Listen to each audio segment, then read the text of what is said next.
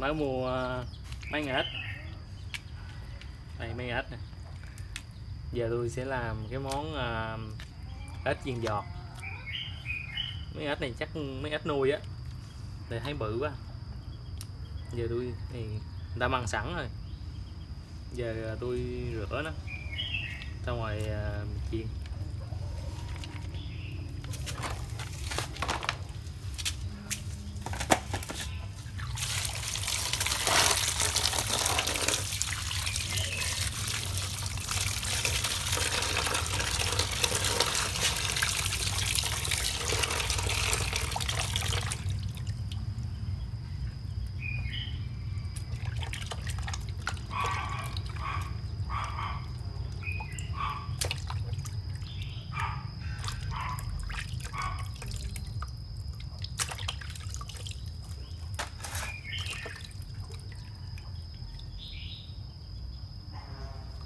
Có mấy cái ruột này tôi bỏ hết nữa rồi, bỏ hết mấy cái ruột này, mình lấy thịt thôi, da thôi.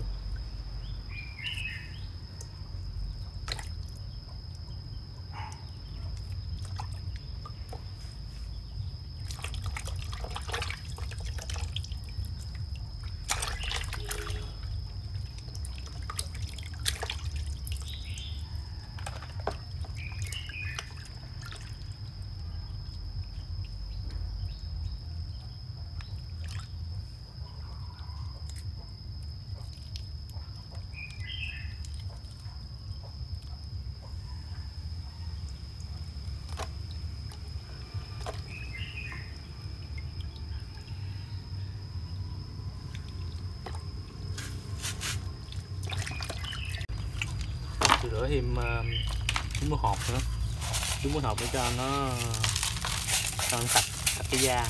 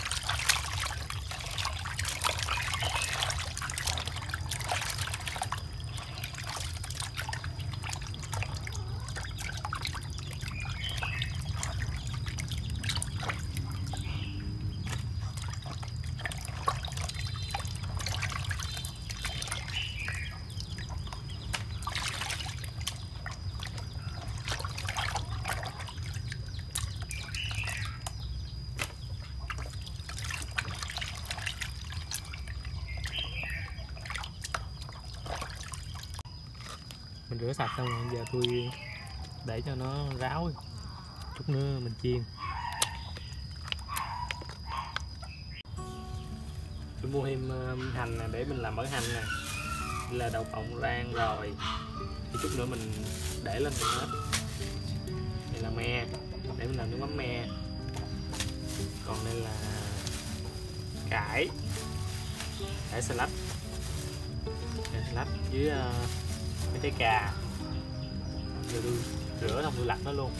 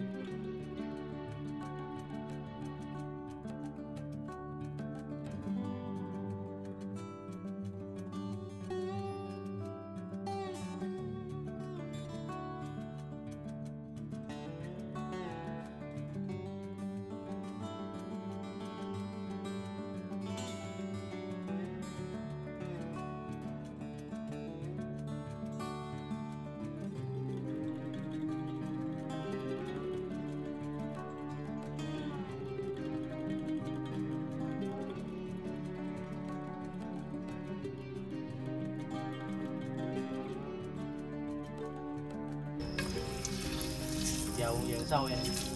Giờ tôi bỏ ếch vô, nhưng mà mình bỏ cái phần da xuống trước cho nó cái da nó giòn.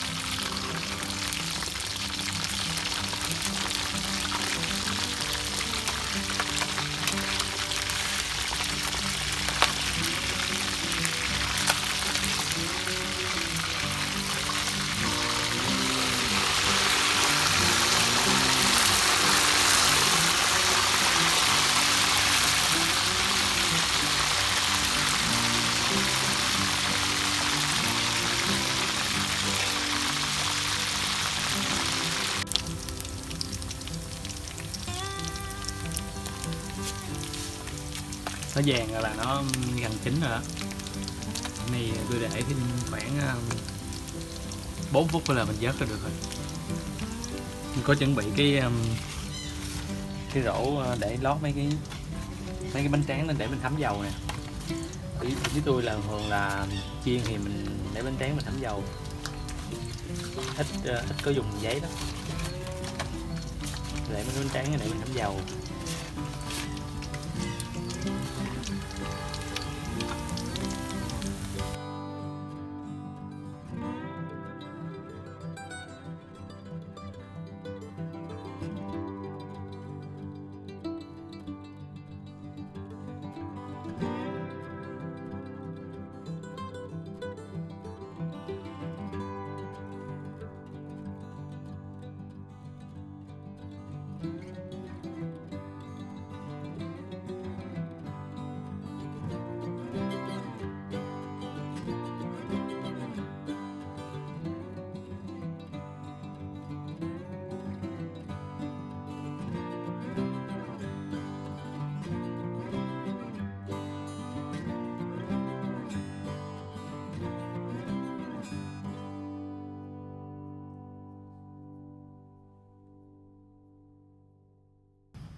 Giờ tôi để ếch lên dĩa xong thì tôi cho thêm tí xíu mỡ hành nữa cho nó béo béo chút.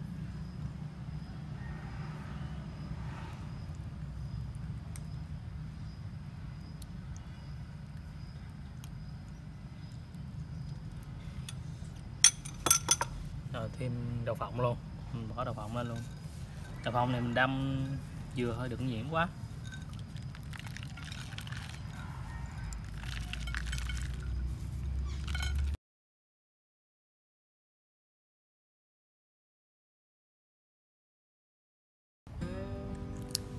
Giờ tôi ăn thử ếch này các bạn.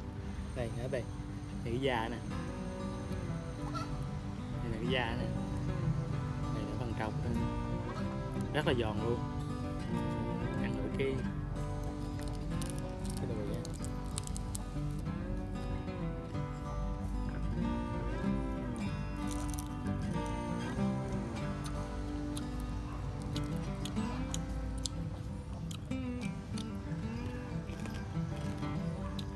này nó giòn luôn, cái xương đó mình nhai được luôn.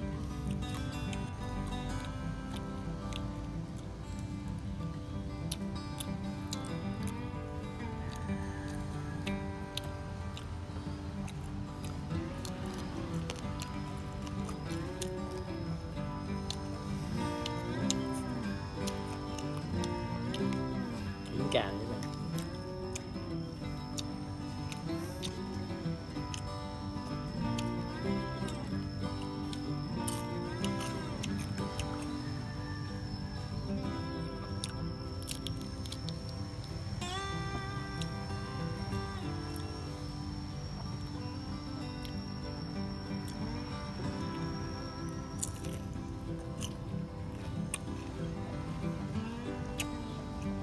Có thêm miếng mỡ hành thì béo béo hơn, đậu phộng thơm.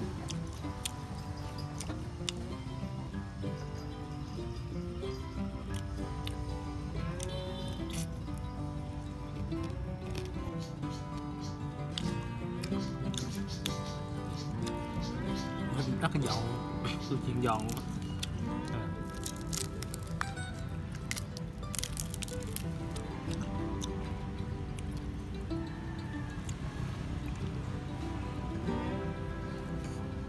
Đây, đây là cái thịt đó nè, cái này nè kìa. Chấm mắm mè.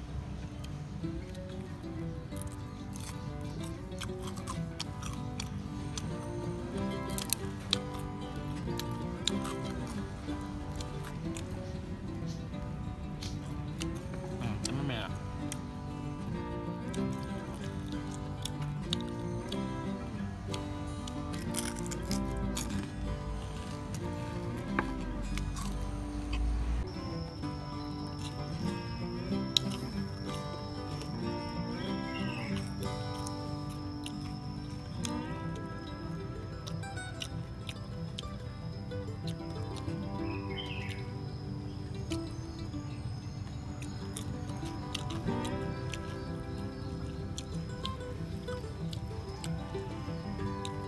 Các bạn nhớ subscribe để theo dõi kênh của tôi ha, để tôi sẽ ra nhiều clip nữa để cho mấy bạn xem về các món ăn ở quê tôi.